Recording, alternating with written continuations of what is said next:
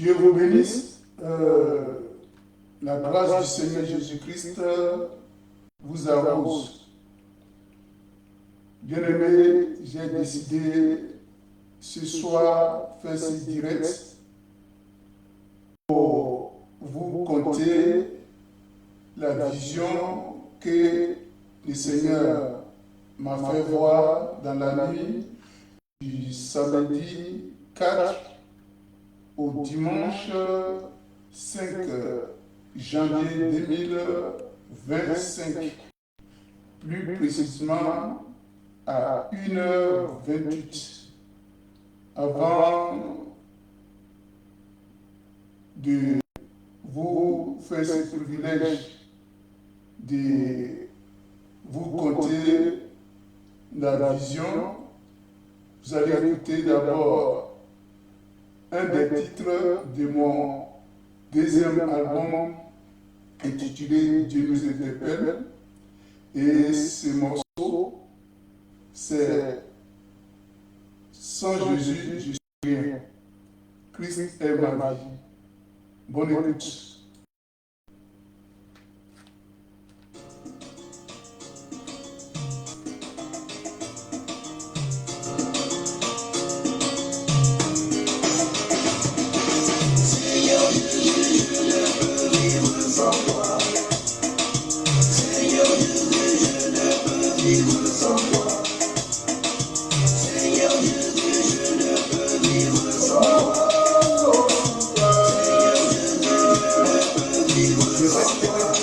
À toi jusqu'à la fin de mes jours.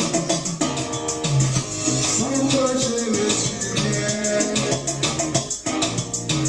Sans toi je ne peux rien.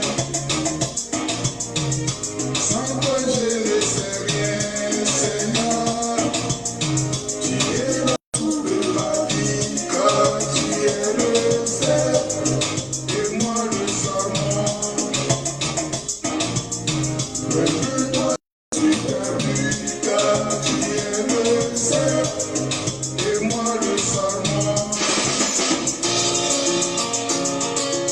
Seigneur Jésus, source de vie, que ta vie coule en moi, car depuis que je t'ai connu, sans toi, ma vie n'a pas de sens, pas de sens, pas de sens.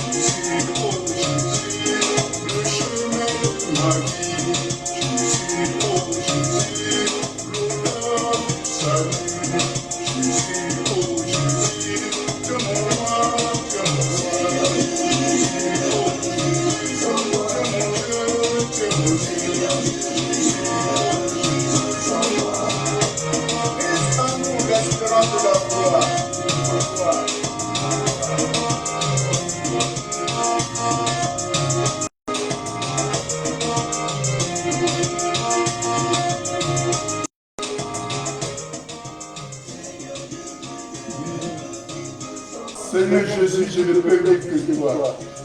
Je ne peux vivre sans toi.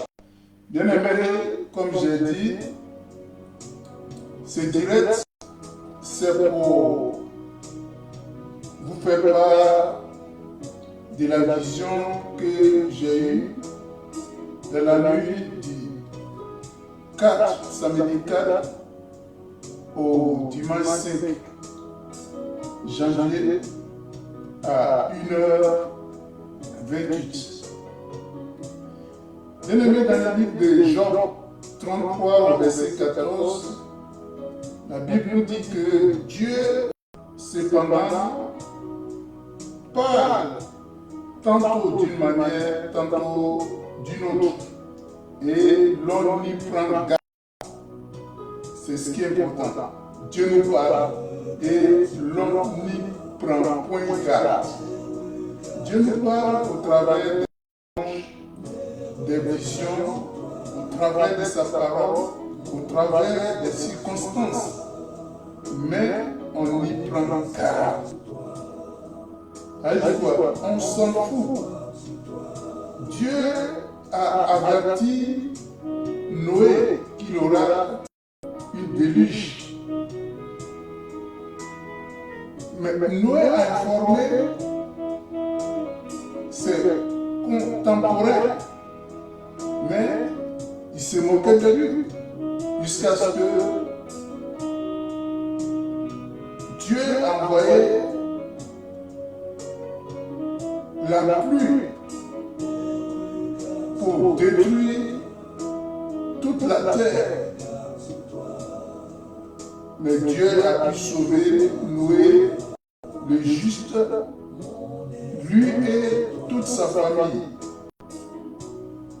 Bien-aimés, comme j'ai dit, je vous ai fait ce message et j'ai posté.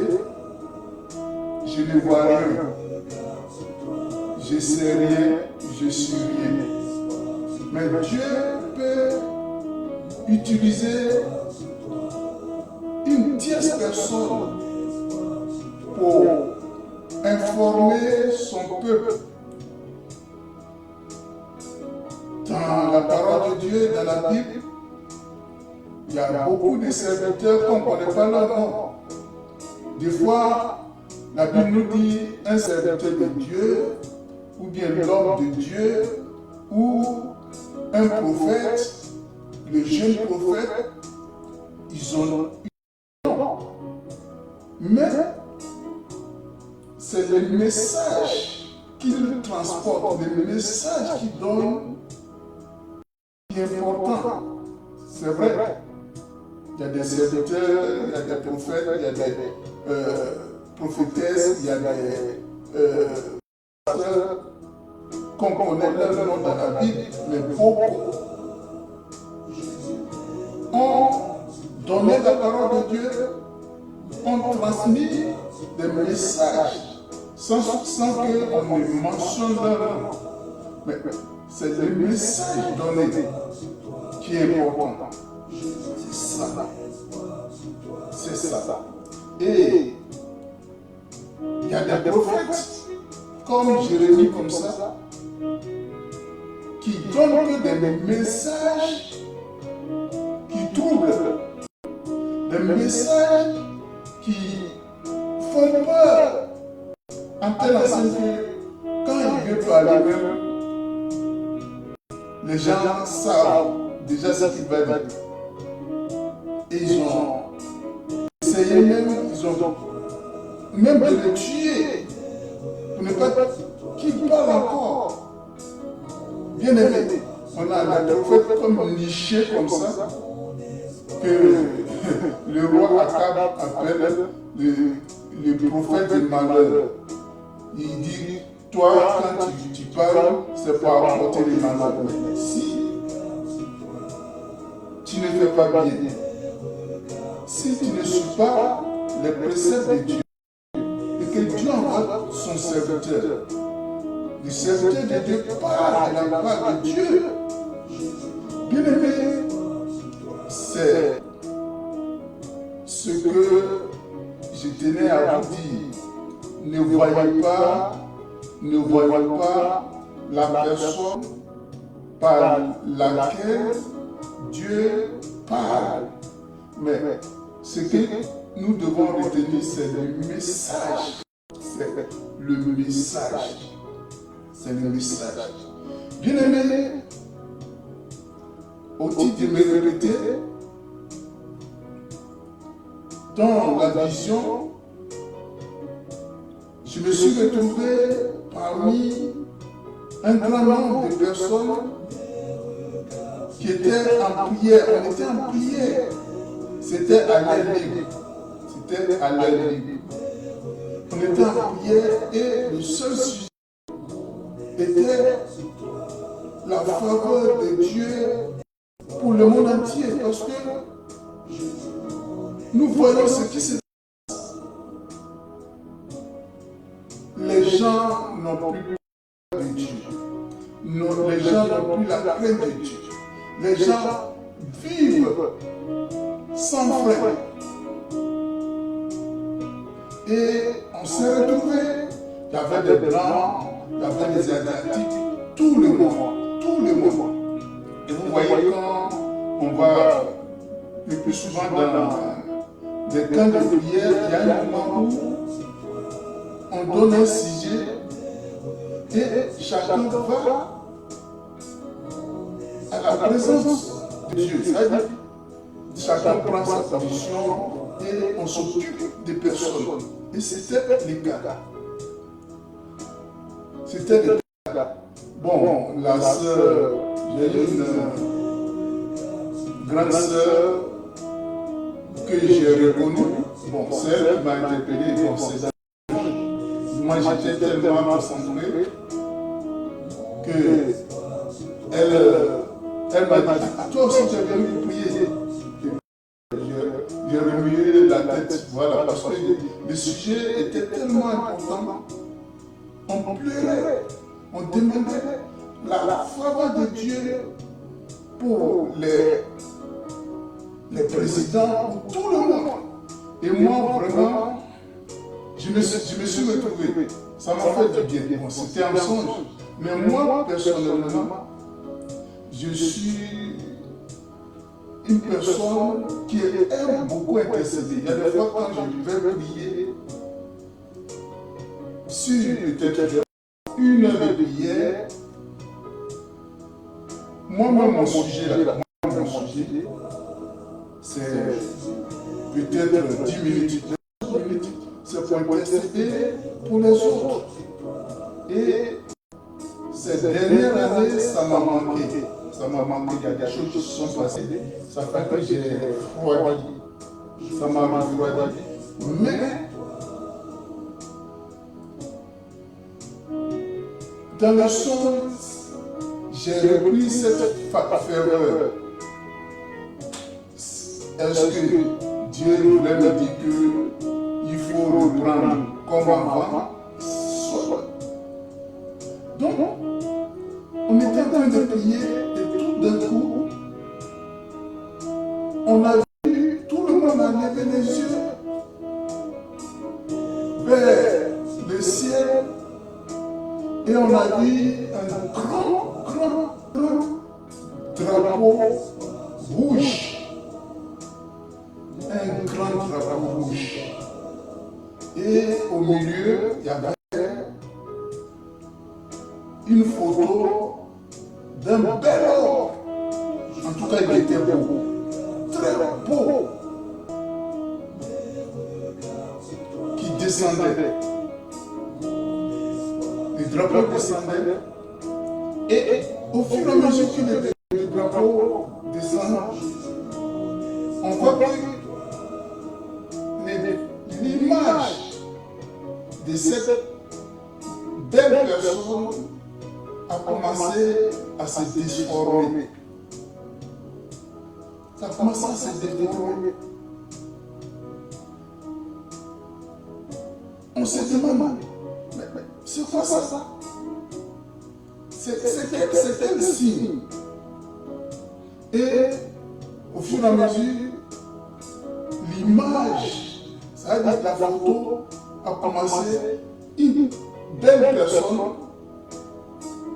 et au fur et à mesure, son visage était en train d'être déformé. Et quand le drapeau a touché la dame, c'était un crâne humain, un crâne sec, un crâne noir.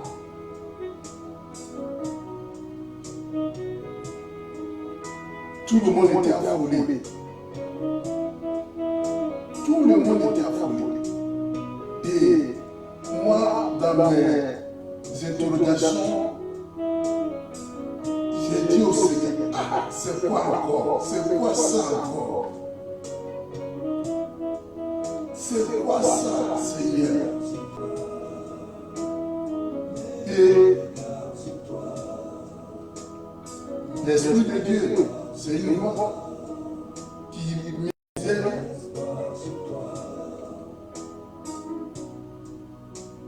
que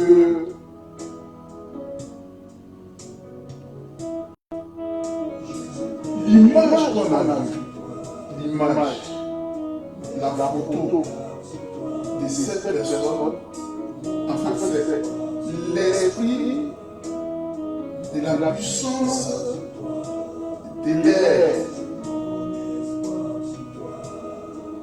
L'esprit de la puissance de l'air. Bon, quand vous lisez, quand j'ai cherché, j'ai vu la puissance de l'air, c'est dans Ephésiens 2, voilà, Ephésiens chapitre 2, voilà, vous allez chercher, vous allez trouver le verset. Mais c'est la personne de Satan même. C'est la personne de Satan. Donc l'Esprit de Dieu me dit que l'année 2025, en tout cas, Satan va beaucoup sévir. Mais commençons, on a commencé par la prière, il dit, vous avez bien commencé, de prier, d'intercéder. Donc vous qui avez commencé cette année avec la prière, persévérer.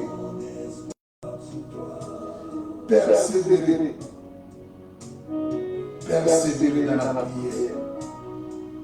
Si Dieu a montré cette vision,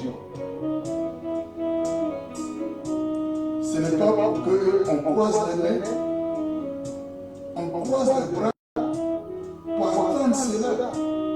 C'est vrai. Dieu peut montrer un danger, mais nos prières font que Dieu prend le devant des choses pour mettre fin à ce que l'ennemi veut faire. Et des fois, quand Dieu montre des choses, quand Dieu avertit, c'est ça l'homme. Et quand on essaie que la chose n'arrive pas, ce sont même les enfants de Dieu. C'est toujours c'est vous, Dieu vous parle, vous, Dieu montre les choses. Ce que vous avez dit, ce que tu as dit, ou bien ce que telle personne a dit là. Ce n'est pas arrivé, mais. Donc vous voulez que ça arrive. Dieu a mis des sentinelles pour voir les dangers venir. Et quand ils voient les dangers, ils informent. Ils informent le peuple afin que le peuple prie. C'est nos prières qui vont faire que Dieu va arrêter ce que Satan va faire. Ça, c'est un premier point. Deuxièmement, la chose peut arriver. Mais à cause de la prière des saints, Dieu peut calmer l'ardeur de la prière des saints, Dieu peut apaiser ce que l'ennemi a voulu réellement faire. Et troisièmement, la chose arrive comme Dieu a montré textuellement. Vous voyez? Mais comme l'Esprit de Dieu a dit, vous avez bien fait de commencer par la prière. Donc, cette année, tu dois accélérer, tu dois t'élever dans la prière. Dans la prière.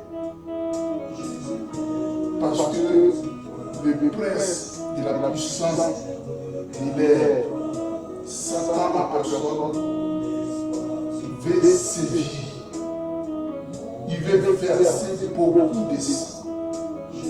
Il veut verser beaucoup de sang. Il veut faire beaucoup de victimes. Dieu nous a interpellés pour qu'on puisse être intentionné, afin qu'on puisse prendre garde. Ne faisons pas comme les contemporains de Noé. Je parle de Noé. Plusieurs fois, Dieu a averti son peuple, mais ils ont préféré faire la sourde oreille jusqu'à ce que les dangers les atteignent. Souvenez-nous des prophéties,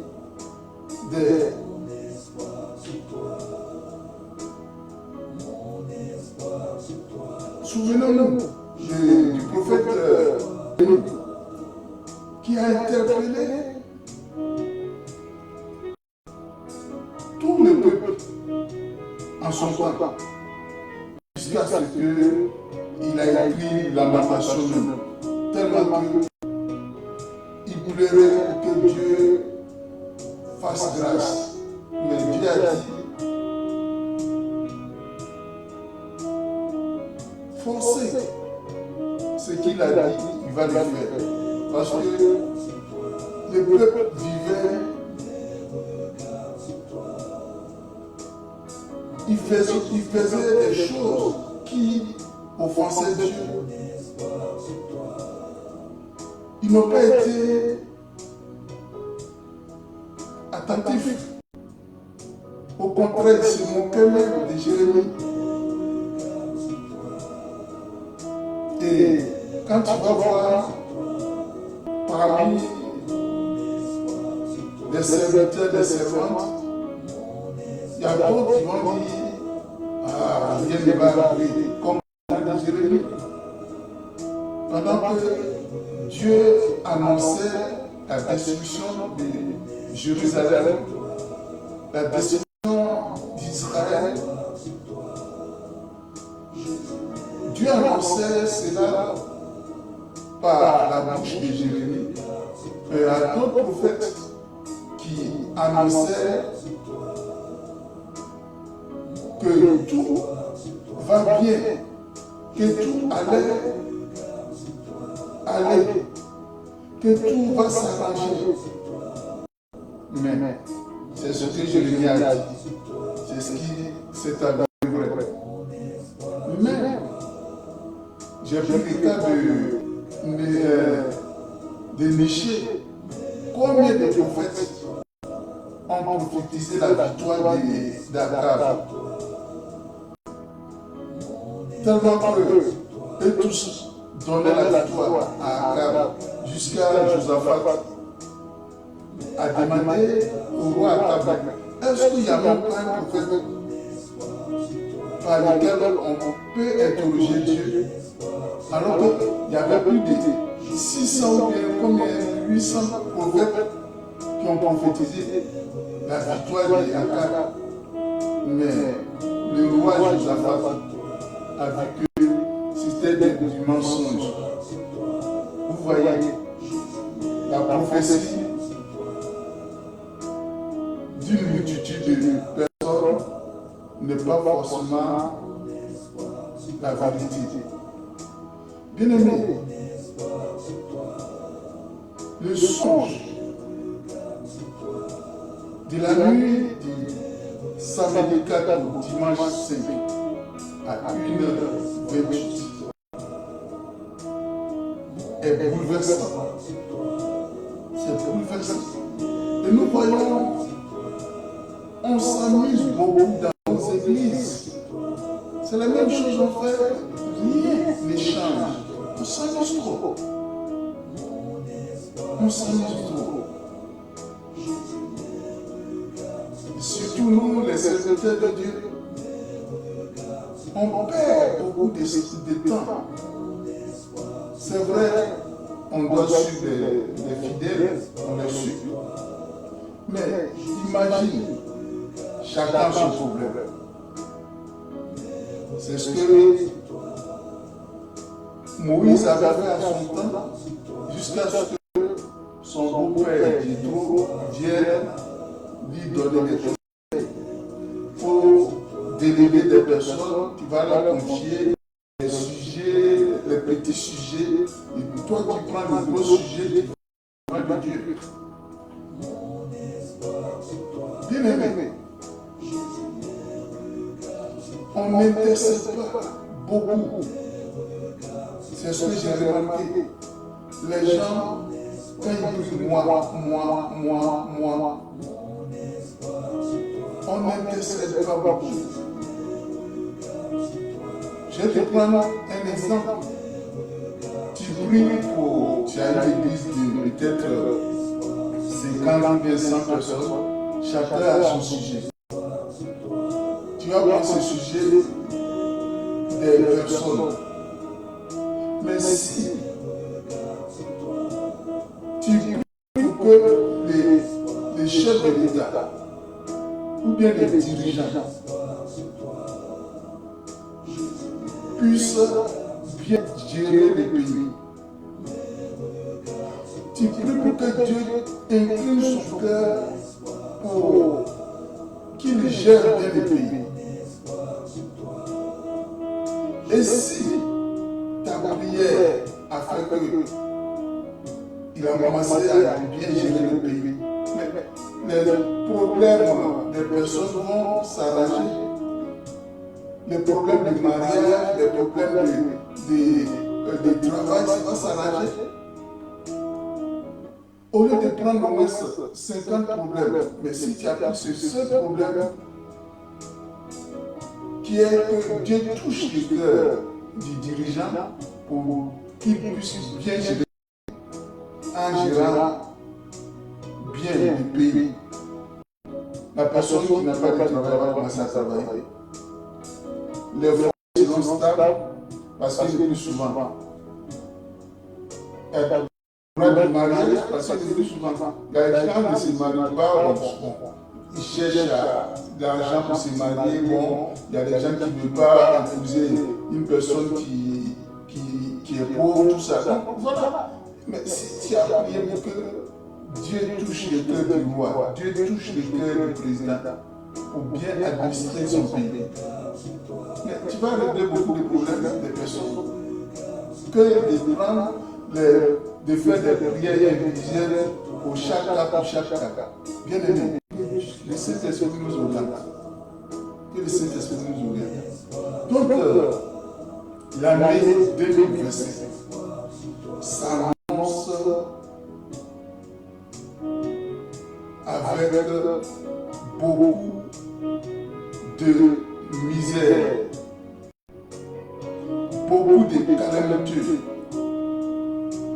beaucoup de problèmes, beaucoup de situations difficiles. C'est ce que le Seigneur nous a révélé. C'est ce que le Seigneur m'a révélé. Satan est déchaîné. Et vous-même, vous avez constaté 2025, c'est le quart du siècle. Ça fait 25 ans.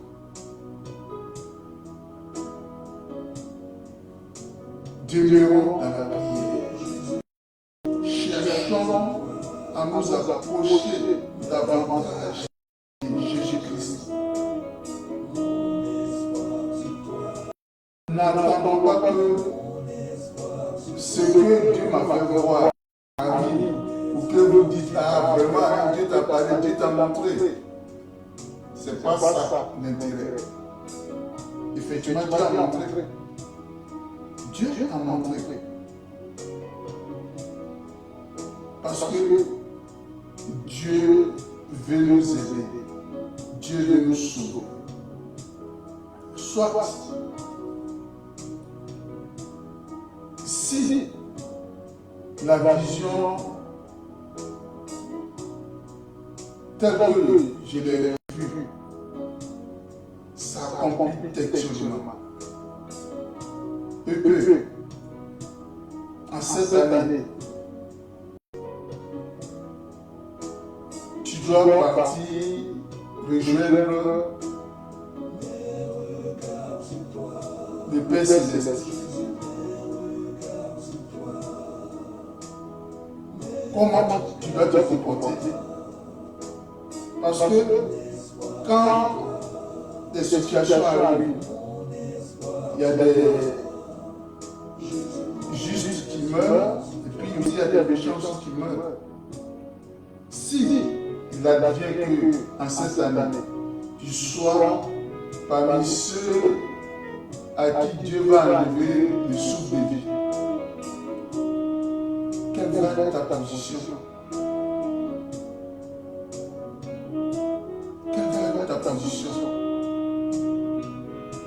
C'est pour cela. L'Esprit de Dieu a dit, vous avez bien commencé par la prière. Vous avez bien commencé par la prière. Bien aimé, Satan est déchiré. Faut-il de me répéter, je suis rien, je sais rien, je ne vois rien. Mais Dieu m'a fait grâce en me montrant cette vision pour nous interpeller, pour nous interpeller. Et quand Jean a eu sa vision, quand il était sur l'île de Patmos, à chaque fois, il dit que ceux qui ont les oreilles écoutent ce que dit l'Esprit de Dieu. Bien aimé, c'est vrai, on a commencé l'année 2025, on se souhaitait le meilleur, le vrai de bonheur, de santé, de prospérité, de mariage, de travail. On a souhaité des vœux de bonheur, mais pour profiter du bonheur, il faut que tu sois en vie. Bien aimé, si Jésus-Christ passe à toi, écoute ses conseils, fais comme il te recommande. C'est vrai, même en Égypte, les Hébreux, les Israélites étaient en Égypte. Dieu a envoyé les calamités, il a envoyé des maux. Mais les Hébreux étaient protégés. Ça peut arriver. Mais Dieu connaît les siens. Dieu connaît les siens. Bien aimé, il est de notre devoir d'intercéder pour que Dieu change la donne. Que Dieu change la donne. Donc, voici ce que le Seigneur m'a fait voir.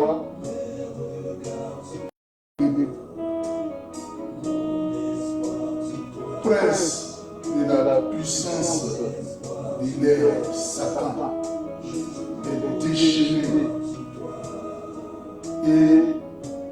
va amener des problèmes, il va amener des calamités, il va faire verser beaucoup de sang.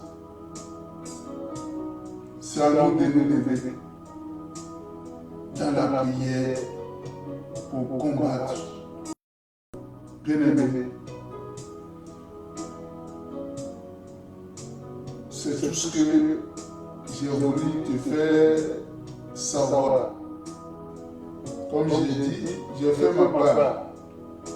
Parce que le Seigneur nous dit, nous sommes les sentinelles. Si nous voyons un danger et qu'on ne prévient pas, que le danger atteint